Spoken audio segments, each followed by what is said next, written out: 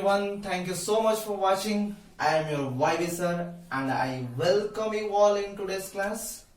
The finished and the easiest way to learn the concepts of physics very clearly. Okay? So stay tuned with me so that I will be able to clear all the doubts of yours. Okay? So let's go to our today's topic. Our today's topic of discussion is about electric dipole. Okay? So our today's topic of discussion is about electric dipole. Electric dipole के बारे में हम आज इस class में discuss करने वाले हैं. ठीक है. उससे पहले मैं एक बात बोलना चाहता हूं कि अगर आप चैनल पे नए हो तो सब्सक्राइब करना मत भूलिए और उसके साइड में जो बेल आइकन है उसके ऊपर भी क्लिक कीजिए ताकि नेक्स्ट वीडियो का नोटिफिकेशन, इसी तरह का वीडियो का नोटिफिकेशन आपको मिलता रहे. ठीक है. सो आज हम इलेक्ट्रिक डाइपोल के बारे में बता रहे हैं. सो इलेक्ट्रिक डाइपोल क्यों हम पढ़ रहे हैं, उसकी जरूरत क्या है, उसके बारे में हम क्यों जाने, यही सब बातों का आंसर इस क्लास में हम अच्छे से डिस्कस करने वाले हैं. ठीक है. और इलेक्ट्रिक डाइपोल कहां से मिलता है, इलेक्ट्रिक डाइपोल कहां पे होता है, ठीक है, वो कैसे फॉर्म होता है, कब हम बोल सकते हैं कि इलेक्ट्रिक डाइपोल हो सकता, मतलब क्रिएट हो सकता है, ये इलेक्ट्रिक डाइपोल ही है, कब बोल सकते हैं, यही सब कुछ आज इस क्लास में हम डिस्कस करने वाले हैं. ठीक है. सो इलेक्ट्रिक डाइपोल जो है उसके बारे में जानने से पहले आप लोगों को केमिस्ट्री में से पता होगा कि वाटर एक पोलर मॉलिक्यूल है. ठीक है. वाटर एक पोलर मॉलिक्यूल्स है. सो जो भी मॉलिक्यूल्स पोलर है उन सभी का डाइपोल मोमेंट कुछ है.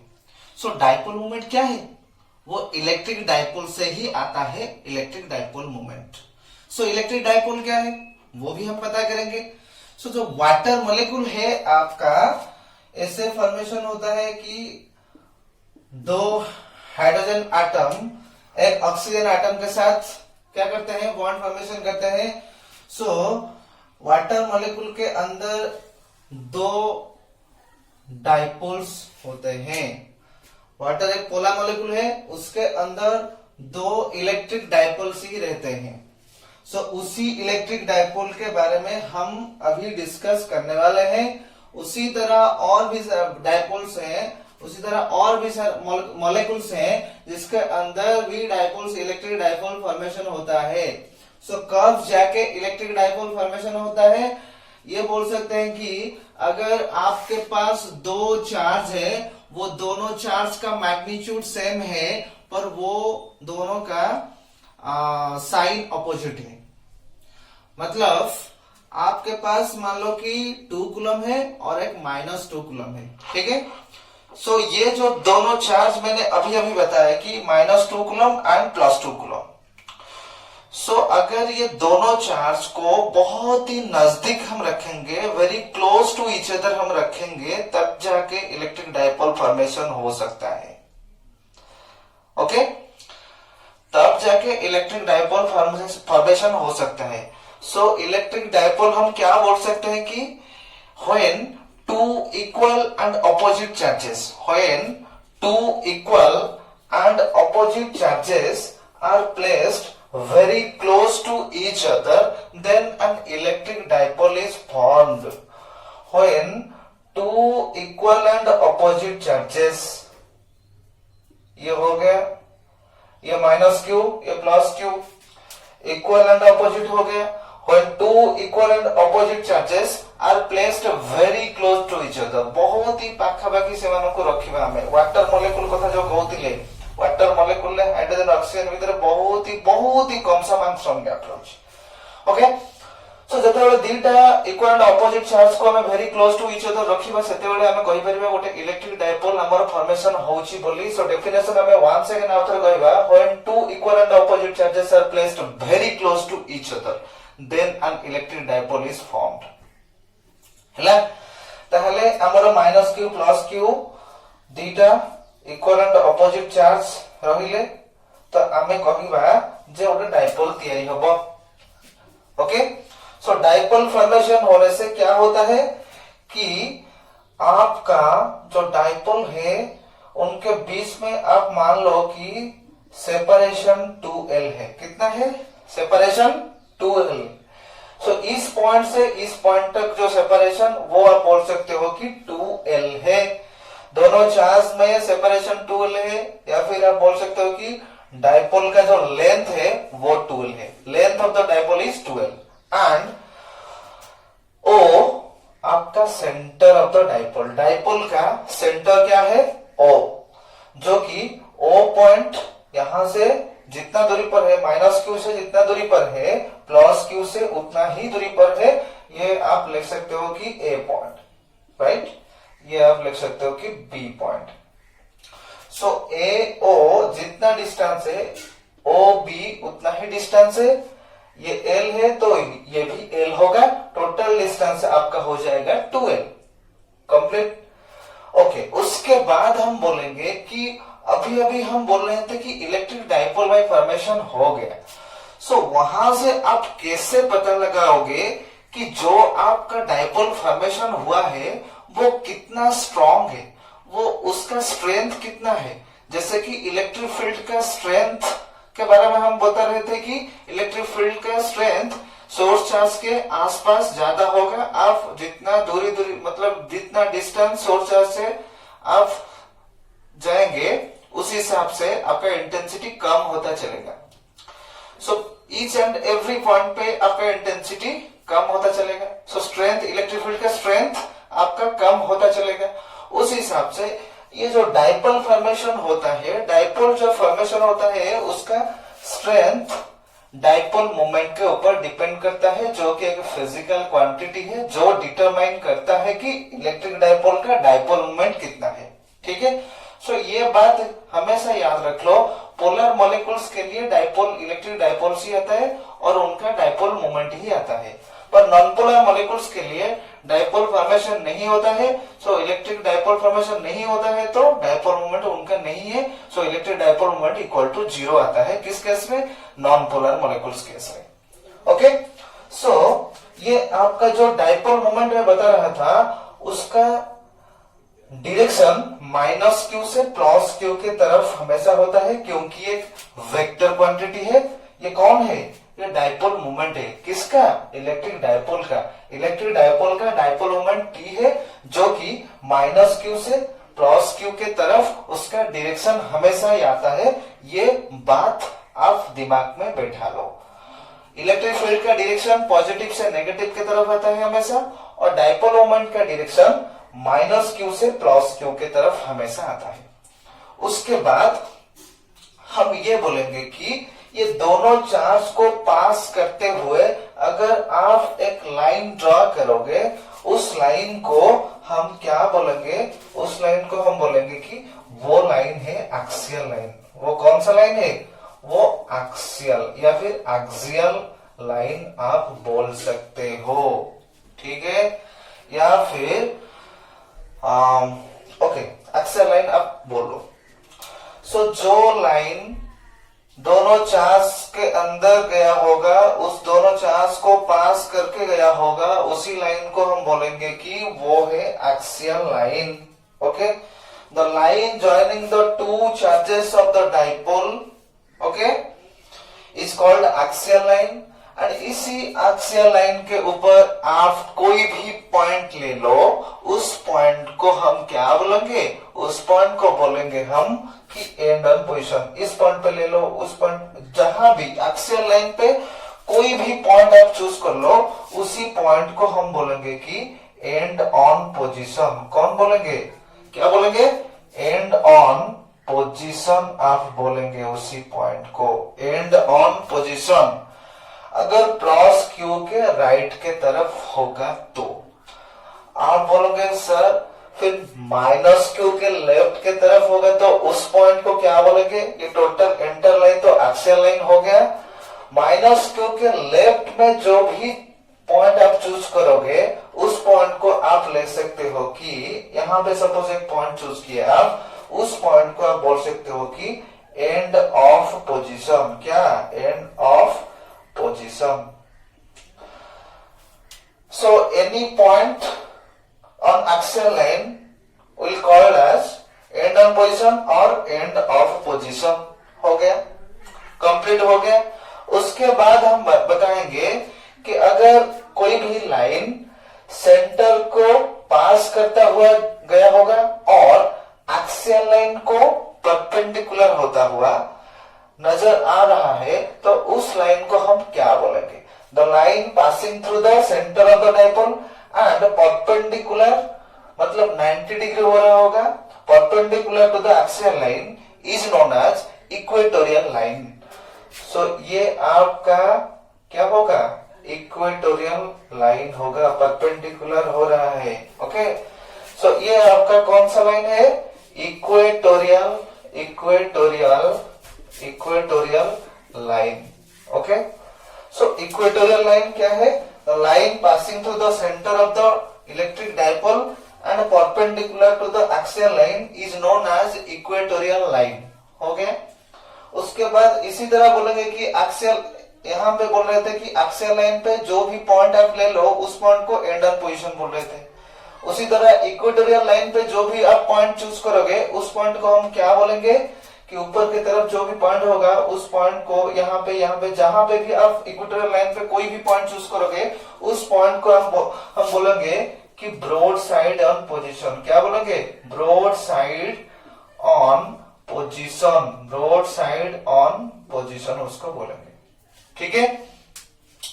उसी तरह इसके नीचे वाले हिस्से में कोई भी पॉइंट आप चूज करोगे इक्वेटोरियल लाइन पे, सपोज यहाँ पे कोई भी पॉइंट पे आप चूज करोगे, सपोज मैं यहाँ पे ले लिया, सो उस पॉइंट को हम बोलेंगे कि ब्रॉड साइड ऑफ पोजीशन। क्या बोलेंगे? Broad side of position, broad side of position हम उसको बोलेंगे। ओके, सो कंप्लीट हो गया। हियर ए बी, यहाँ पे आपका डाइपोल है। Let A B with the dipole with minus q charge at A and plus q charge at B, 2L be the length of the dipole, O be the center of the dipole, P be the dipole moment। वो क्या होता है next अभी हम discuss करने वाले हैं। And the line passing through the dipole or the two charges of the electric dipole is known as axial line, and any position on axial line is called end on position or end of position। Okay, next the line passing through the center of the dipole and perpendicular to axial line is known as equatorial line। Any position on equatorial line is known as broadside on position or broadside off position। ये position को भी आप ये बोल सकते हो कि tan A position. क्या बोल सकते हो कि टैन ए पोजीशन। ये काउंसिल में भी ये टर्म आता है कि टैन ए पोजीशन क्या होता है। और इस पोजीशन को आप बोल सकते हो कि टैन बी पोजीशन। क्या? Tan B position. Okay, complete हो गया। इलेक्ट्रिक डाइपोल के बारे में ब्रीफ आइडिया आप लोगों को समझ में आ गया, शायद हो गया ना? कंप्लीट हो गया। और एक बार ठीक से ध्यान से देख लो क्या है इलेक्ट्रिक डाइपोल।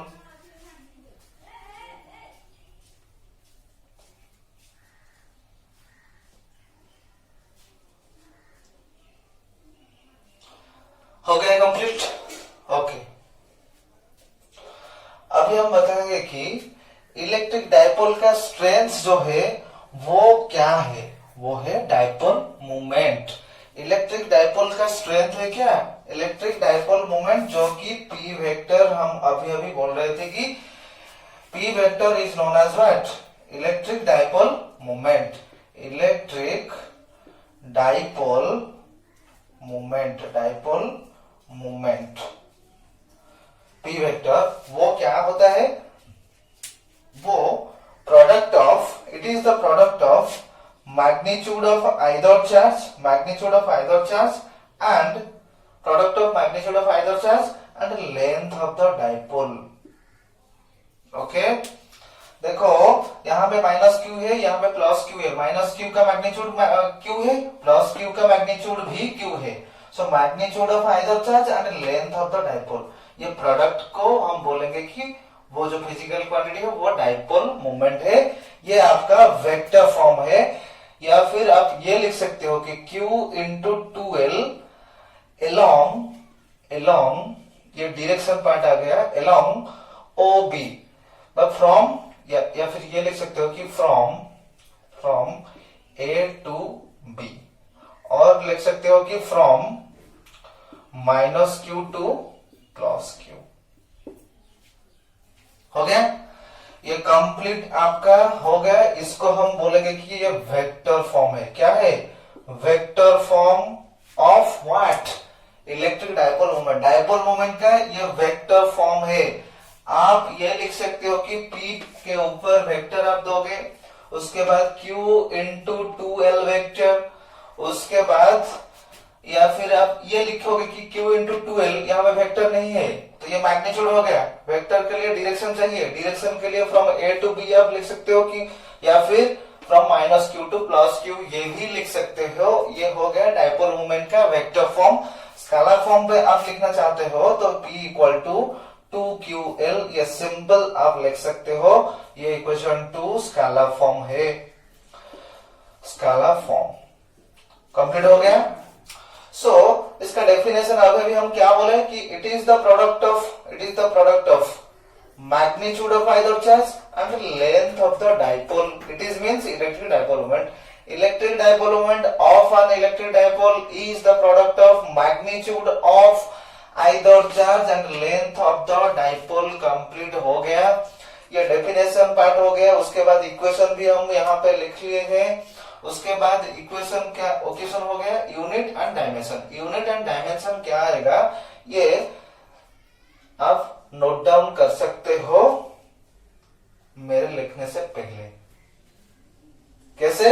इस फॉर्मूला से आप लिख सकते हो कि यहाँ पे ये क्या है? चार्ज है, और 2L क्या है? लेंथ है। तो चार्ज का यूनिट क्या है? कूलम। सो डायपोल मोमेंट का यूनिट क्या होगा? डायपोल मोमेंट का? Coulomb into metre.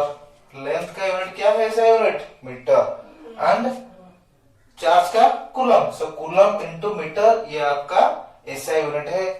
सीजीएस में आप क्या लिख सकते हो कि स्टार्ट कूलम इंटू सेंटीमीटर। वो जो ईएसयू यूनिट है वो भी लिख सकते हो कि start coulomb into centimetre, and EMU unit आप लिख सकते हो कि आप कूलम इंटू सेंटीमीटर। हो गया।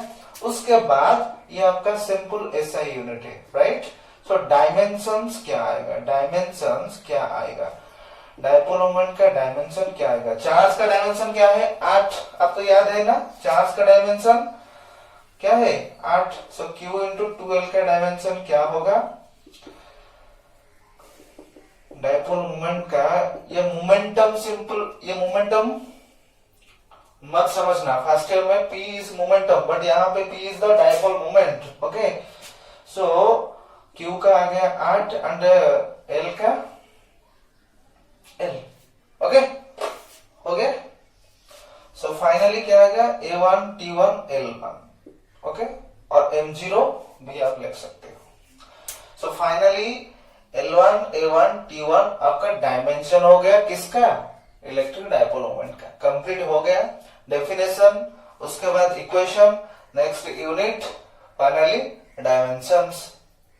एक क्वेश्चन आपको मैं पूछ रहा हूं कि डायपोल मोमेंट का डायरेक्शन कहां से कहां तक होता है? मतलब डायरेक्शन उसका हमेशा होता है क्या होता है?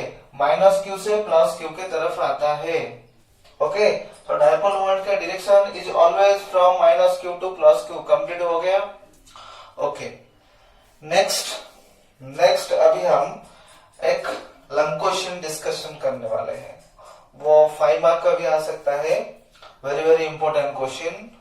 सो पहले आप ये अच्छे से समझ लो।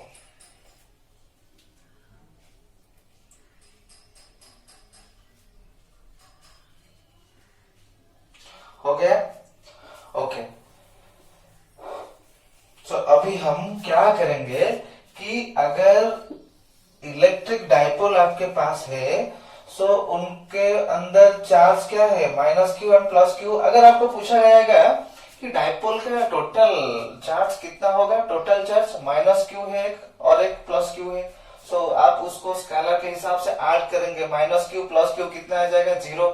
So if You are asking to answer the question that what is the total charge of the electric dipole, then you can say that it is 0.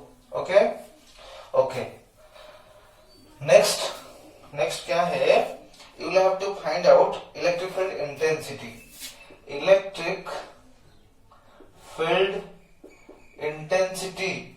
Electric field intensity due to dipole. Electric field intensity due to dipole at end on position, या फिर आप ये लिख सकते हो कि tan a position. Okay, so ये आपका 5 मार्क्स का क्वेश्चन आएगा, उसके साथ एक प्रॉब्लम आएगा तो टोटल 7 मार्क्स का आ सकता है, उसके साथ एक प्रॉब्लम ऐड होके आएगा तो आ सकता है. ओके, सो यहाँ पे आपको क्या कैलकुलेट करना है? इलेक्ट्रिक फील्ड इंटेंसिटी जो कि E है, सो वो आपको कैलकुलेट करना है. किसके लिए? डाइपोल के लिए. कहां पे? एंड ऑन पोजिशन पे. सो आपको एंड ऑन पोजिशन पे डाइपोल के लिए इलेक्ट्रिक फील्ड एक पॉइंट पे निकालना है. कहां पे? ना एंड ऑन पोजिशन पे. सो आप पहले एक डाइपोल ड्रॉ कर लीजिए. Late us consider A B with the dipole with minus q charge at A and plus q charge at B. हो गया. B पॉइंट पे आपका प्लस q चार्ज हो गया. ठीक है. एंड ये आपका इलेक्ट्रिक डाइपोल हो गया. And 2L with the length of the dipole. 2L with the length of the dipole. O with the center of the dipole. And P with the dipole moment. P with the dipole moment, that is P vector equal to 2QL vector. ये आप equation 1 लिख सकते हो. ठीक है, ये complete हो गया. सो आपके पास इलेक्ट्रिक डाइपोल आ गया. उसके बाद आप क्या करोगे कि आप उसी डाइपोल के लिए एक पर्टिकुलर पॉइंट, जो कि एंड ऑन पोजीशन हम बोल रहे हैं, एंड ऑन पोजीशन पे आप इस डाइपोल के लिए इलेक्ट्रिक फील्ड इंटेंसिटी कितना आएगा वो कैलकुलेट करना चाहते हैं आप. सो आप एंड ऑन पोजीशन के लिए वहां से एक एक्सियल लाइन पहले ड्रा कर लो. सपोज ये आपका एंड ऑन पोजीशन है, जो कि हम बोलेंगे कि एक्स पॉइंट यहाँ पे टेस्ट चार्ज Q है. हो गया. यहाँ पे टेस्ट चार्ज एक्स पॉइंट है, यहाँ पे टेस्ट चार्ज Q है. ओके, जो point centre of the dipole से r डिस्टेंस के दूरी पर है. ठीक है. Let us consider a test charge और let us consider tan a position और end on position at a distance r from the centre of the dipole. हो गया. सो आप लोगों को पता है कि सिर्फ एक पॉइंट चार्ज के लिए इंटेंसिटी कितना आता है? Electric field intensity due to a single point charge और due to a isolated charge कितना आता है? Due to an isolated charge beta Q divided by R square. ये एक सिंपल आइसोलेटेड एक सिंपल चार्ज के लिए, सोर्स चार्ज के लिए, Q चार्ज के लिए इतना ही आता है इलेक्ट्रिक फील्ड इंटेंसिटी. ठीक है, हो गया ना. सो Q यहाँ पे क्या है? सोर्स चार्ज, जिसके लिए हम इलेक्ट्रिक फील्ड इंटेंसिटी निकाल रहे हैं. कहां पे? R डिस्टेंस पे. सो यहाँ पे हम उस हिसाब से लिखेंगे कि हम कैलकुलेट करना चाहते हैं कि इस पॉइंट पे टोटल डाइपोल के लिए कितना आएगा इंटेंसिटी.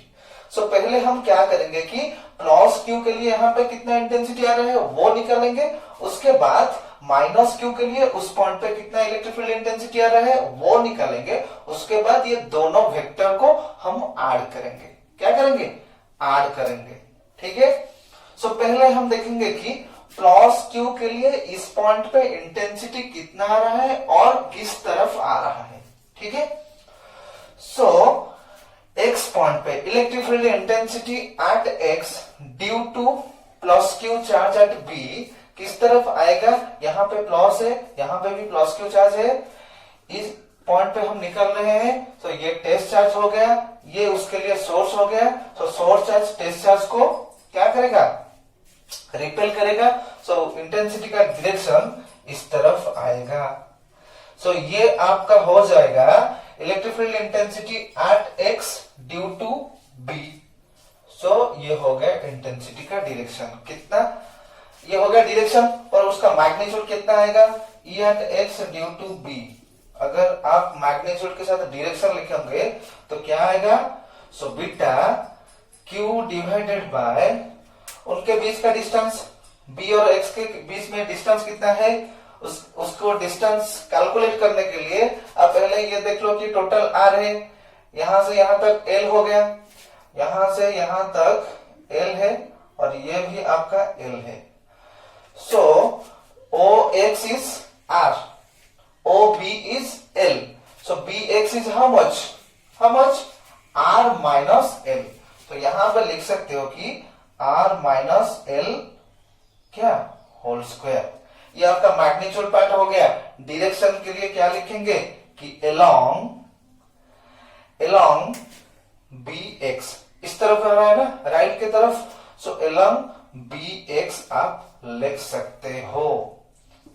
ठीक है, ये आपका इक्वेशन 2 हो गया कंप्लीट। इक्वेशन 2 कंप्लीट हो गया ना। सो अभी हम क्या करेंगे कि इलेक्ट्रिक फील्ड इंटेंसिटी उसी एक्स पॉइंट पे निकालेंगे माइनस क्यू चार्ज के लिए। अगर ये माइनस क्यू चार्ज ये हो गया आपके लिए, क्या हो गया, सोर्स चार्ज। सो ये वो क्या करेगा, इस चार्ज को अट्रैक्ट करने की कोशिश करेगा, जो कि इलेक्ट्रिक फील्ड इंटेंसिटी इस पॉइंट पे इस तरफ ही आएगा। उसको हम बोलेंगे E at X, intensity at X due to what, minus Q charge at A. Okay, complete हो गया। सो कितना वैल्यू आएगा, E at X due to A, उसका वैल्यू कितना आएगा, बीटा हो गया। यहां पे क्यू एफ लिखोगे, माइनस क्यू मत लिखना, क्योंकि वो डिसाइड करता है कि फोर्स इंटेंसिटी वो अट्रैक्टिव या रिपल्सिव होगा। So Q divided by X, X and A के अंदर जो डिस्टेंस है वो कितना है, यहां से यहां तक आर हो गया, और यहां से ओ से ए तक एल हो गया। सो टोटल ए से एक्स तक R plus L whole square. Direction along कहां से कहां तक, एक्स से ए की तरफ आ रहे हैं। सो आप लिख सकते हो कि अलोंग एक्स ए। ये आपका इक्वेशन 3। ओके, सो एक्स पॉइंट पे प्लस क्यू चार्ज के लिए ई एक्स बी आ रहा है उस तरफ राइट की तरफ, और माइनस क्यू चार्ज जो कि ए पॉइंट पे है, इस चार्ज के लिए इस एक्स पॉइंट पे लेफ्ट साइड की तरफ आ रहा है इंटेंसिटी। सो इस पॉइंट पे मतलब एक्स पॉइंट पे टोटल इंटेंसिटी कितना रहे, नेट इलेक्ट्रिक फील्ड इंटेंसिटी कितना रहे, वो कैलकुलेट करने के लिए पहले हम देखेंगे कि दो वेक्टर के बीच में एंगल कितना है, 180 डिग्री। अगर दो वेक्टर के बीच में एंगल 180 डिग्री है, सो हम क्या करेंगे कि जो उनमें से जो भी बड़ा वेक्टर होगा, उस वेक्टर माइनस जो भी छोटा होगा उसको हम सब्ट्रैक्ट करेंगे। सो जो नेट वेक्टर आएगा वो किस तरफ आएगा, वो हम कैसे कैलकुलेट करेंगे, सुपरपोजिशन प्रिंसिपल को हिसाब से, सुपरपोजिशन प्रिंसिपल के हिसाब से वो आएगा इस तरफ। ये देखो आर मार्क ज्यादा है वो कम है, उस हिसाब से आप बोल सकते हो कि इंटेंसिटी इस पॉइंट पे बी के लिए ज्यादा आएगा। ये भी बोल सकते हो कि सिंस बी एक्स के बीच में जो डिस्टेंस है वो कम है, उस हिसाब से इंटेंसिटी ज्यादा आएगा, क्योंकि डिस्टेंस ऑफ सेपरेशन के साथ इंटेंसिटी इनवर्सली प्रोपोर्शनल है। सो डिस्टेंस अगर कम है तो इंटेंसिटी ज्यादा आएगा, बी के लिए इंटेंसिटी ज्यादा आएगा इस तरफ, और ए के लिए कम आएगा वो लेफ्ट की तरफ। नेट इंटेंसिटी राइट की तरफ आएगा, वो हम लिखेंगे कि इलेक्ट्रिकल इंटेंसिटी एट एक्स हो गया। सो वो हम कैसे कैलकुलेट करेंगे कि हम सब्ट्रैक्ट करेंगे ई एक्स ए का मैग्नीट्यूड। ठीक है, सो पहले हम मैग्नीट्यूड लिखेंगे। उससे पहले मैं एक बात बता देना चाहता हूं कि यहाँ पे देखो एक्स पॉइंट पे इंटेंसिटी राइट की तरफ आ रहा है, और डाइपोल मोमेंट जो है वो भी राइट की तरफ है। अगर आपको क्वेश्चन में पूछा गया कि what is the angle between electric field intensity at X, what is the net electric field intensity, what is the angle between the net electric field intensity and dipole moment, then कितना आएगा answer, कितना आएगा 0 degree, क्योंकि dipole moment right की तरफ है और इस पॉइंट पे इलेक्ट्रिक फील्ड भी राइट के तरफ है। सो डाइपोल मोमेंट मतलब P vector and E x vector के बीच में एंगल कितना है, 0 डिग्री है। ठीक है, सो अभी हम कैलकुलेट करेंगे E X will come out what, how much the E X value will come out. Okay, ये ई एक्स बी है, ये ई एक्स ए।